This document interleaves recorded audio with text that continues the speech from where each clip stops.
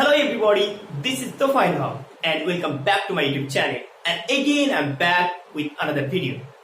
আজকের এই spoken English ক্লাসটা হবে একদম বেসিক লেভেলে, কারণ এই ক্লাসে আমি তোমাদের সঙ্গে আলোচনা করতে চলেছি 7টা বারের নাম এবং 6টা ঋতুর নাম, এবং এই 7টা বার এবং 6টা ঋতুর বাংলা কি হবে সেই সম্পর্কে আলোচনা করব, এবং এর পাশাপাশি এই 7টা বারের সঠিক উচ্চারণ কি হবে সেই নিয়েও তোমাদের একটা ধারণা দিব।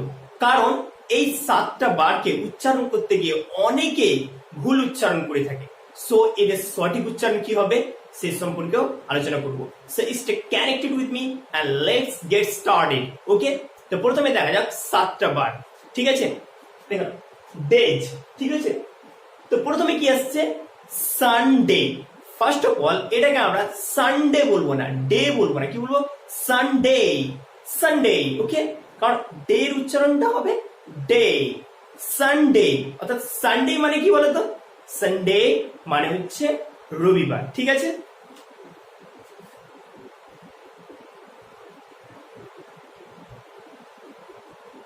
রবিবার হয়ে গেল।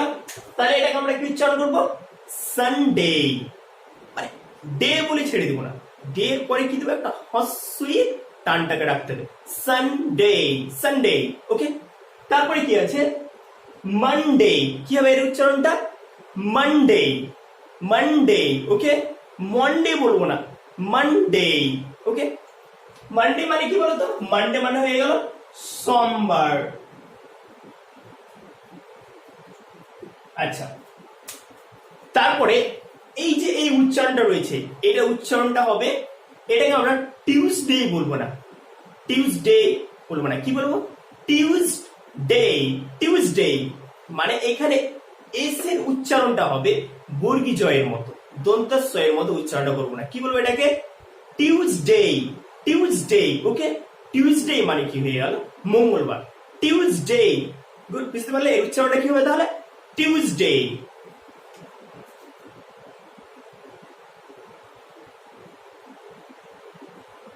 হয়ে গেল, তাহলে টিউসডে মানে মঙ্গলবার। আর আমি আবার বলছি ডে এর উচ্চারণটা আমরা শুধু ডে বলবো না, ডে, টিউসডে, টিউসডে। ওকে, তারপর কি আছে এই যে এটা, এর উচ্চারণটা খুব কঠিন।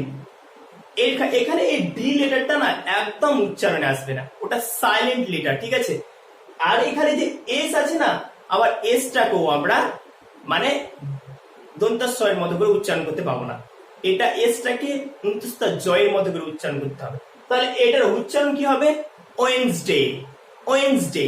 দিস ইজ নট ওয়েডনেসডে অথবা ওয়েডনেসডে, এটা কি উচ্চারণ হবে ওয়েডনেসডে, ওয়েডনেসডে। ঠিক আছে, তাহলে ওয়েডনেসডে মানে হয়ে গেল বুধবার, ওয়েডনেসডে, ওয়েডনেসডে। ঠিক আছে,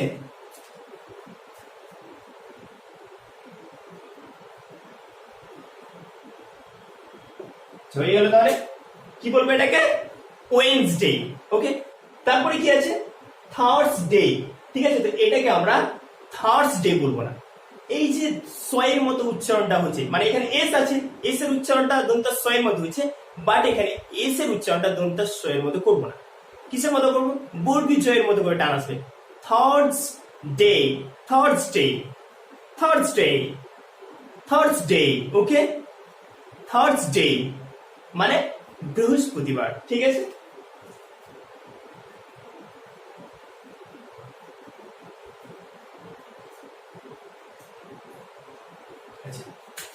তাহলে থার্সডে, থার্সডে। ওকে, থার্সডে মানে হয়ে গেল বৃহস্পতিবার। তারপরে কি আছে দেখে নাও, তারপরে আছে ফ্রাইডে, ফ্রাইডে, কি বলবো ফ্রাইডে, ফ্রাইডে মানে কি বলতো, ফ্রাইডে মানে হয়ে গেল শুক্রবার। ঠিক আছে,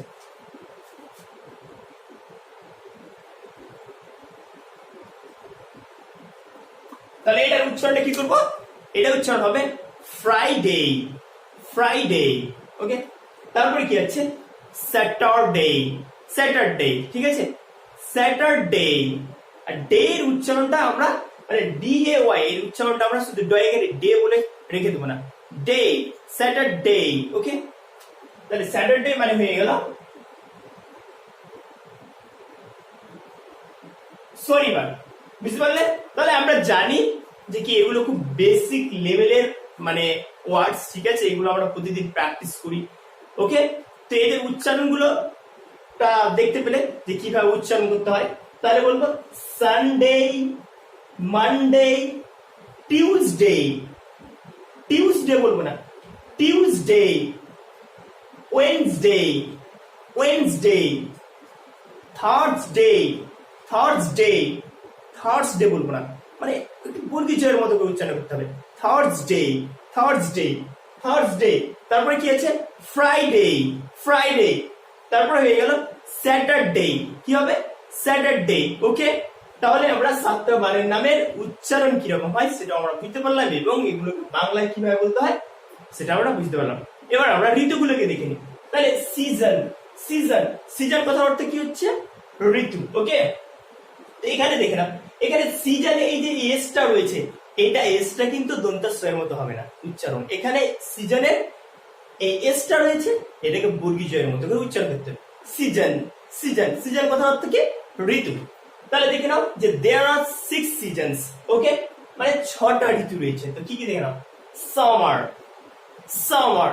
তাহলে সামার মানে কি বলতো? সামার মানে হচ্ছে গ্রীষ্মকাল বা গরমকাল, ঠিক আছে? সামার মানে কি? গ্রীষ্মকাল বা গরমকাল।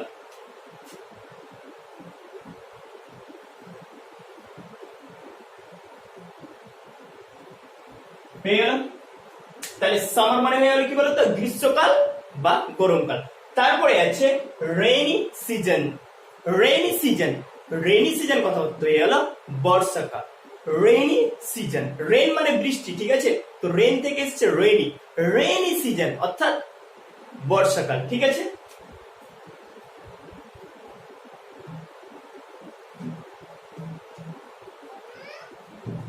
দেখে নাও যে রেইনি সিজন, রেইনি সিজন কথার অর্থ হয়ে গেল বর্ষাকাল, রেইনি সিজন। ওকে, তারপরে কি আছে? অটম, অটম, কি বলবো উচ্চারণটা? AUTUMN, autumn. অটম মানে কি? অটম মানে হয়ে গেল শরৎকাল। অটম কথা অর্থ কি? শরৎকাল।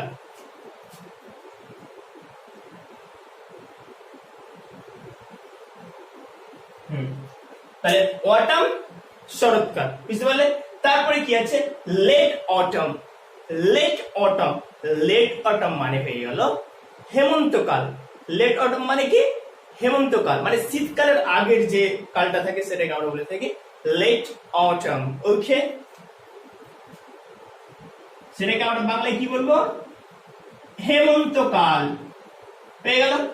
তাহলে লেট অটম, হেমন্তকাল। Okay, that's it. তারপরে কি আছে? উইন্টার, উইন্টার, উইন্টার কথার অর্থ হয়ে গেল শীতকাল। উইন্টার মানে কি? শীতকাল। ওকে, উইন্টার অর্থাৎ শীতকাল।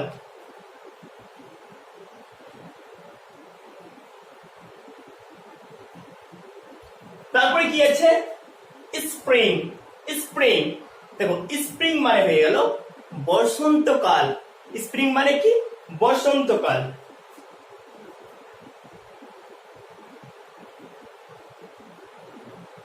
তাহলে দেখে নাও, গ্রীষ্ম, বর্ষা, শরৎ, হেমন্ত, শীত, বসন্ত, মানে গ্রীষ্মকাল, বর্ষাকাল, শরৎকাল, হেমন্তকাল, শীতকাল, বসন্তকাল, এই যে 6টা ঋতু। আর সেগুলোকে ইংলিশে কি বলবো? Summer, rainy season, autumn, late autumn, winter, spring. মানে এদের উচ্চারণগুলো ঠিকই আছে, আমরা নর্মাল মানে এদের উচ্চারণগুলো ঠিকঠাকই করি, বাট এই যে 7টা বারের নামের উচ্চারণগুলো কিন্তু একটু মানে আমরা ভুলভাল করে থাকি, মানে সবাই নেই বাট প্রায়ই আমরা ভুল উচ্চারণ করে থাকি। ওকে, তো এখানে কয়েকটা উচ্চারণ আছে খুব কঠিন, যেমন এটাকে টিউসডে বলবো না, এটাকে আমরা বলবো টিউসডে, এটাকে আমরা বলবো ওয়েডনেসডে। ওকে, এটাকে বলবো থার্সডে। ওকে, সো আজকের এটাই ছিল topic. Okay, and I hope এই ভিডিওটা থেকে তোমরা 7টা বারের নাম আশা করি জেনে থাকলো, এদের উচ্চারণগুলো সম্পর্কে তোমাদের কিছু একটা ধারণা হলো। So thanks for watching this video, thank you.